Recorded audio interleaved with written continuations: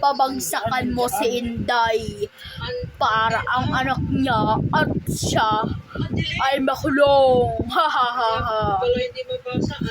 Yes po sir, yes po sir. Ano kaya magagawa ko para maano si Inday? 2023. Ito! December 27, 2023 is outside the coverage po ng kanilang period. I-injection ko siya dito. Ang dilim. Siguro dahil Objection, Your Honor. I'm sorry, but I've been Tao giving po? me to opposing counsel, but I think she's been... Oh, ay! The context Kapatid, of the pasok! documents Ay, ano? of this room. Your Honor, I'm just Hapag reading. kainan! No, Your Kain ka na Honor, kaon kain kadiri! Ang dilim. And the next one, may object Kaon sa imo kadiri, kaon, kaon. Kanya siguro madali. Tapos na ako kumaon.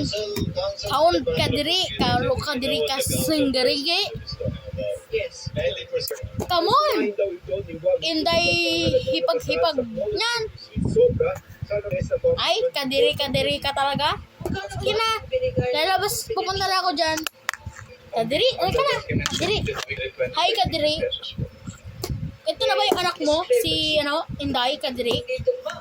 Ay, oo, Kadiri. Ito yung anak ko, Kadiri. Ah, anak nga eh. Ito pala yung anak mo. Ang mga acknowledgement receipt tulad halimbawa Hi po! Hi po! Hi po! Hi, Kadiri. Kadiri, ano po pala to? Parang grade 9 pa lang. Ay, Kadiri, ano yung board? Ano to? Ay, babaksin yan, Kadiri, sa anak mo. Ito daw, ito, binigay sa akin to ng Kadiri natin na babae. Ito yung binigay sa akin ni, Kadiri. Kadiri kay Imon, tanan. Ah, okay. Ika lang, naantok na ako. Ay. Pinakita sa'yo. Ay, naantok na rin pala ako. Diyan ka lang, Kadiri, ah. Is a faithful O, sige.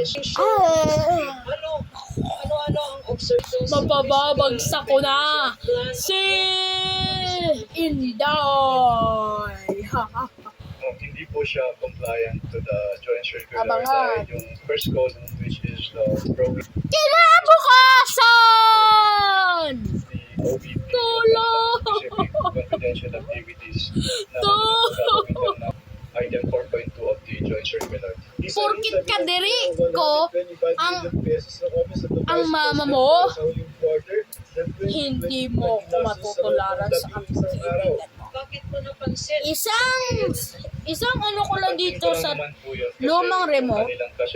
At kapag inano ko to, financial plan po supposedly is for the whole fourth quarter of maaano ka na. pero based on this Malalagay ka na sa karororungan. At ang anak mo, 31, 2022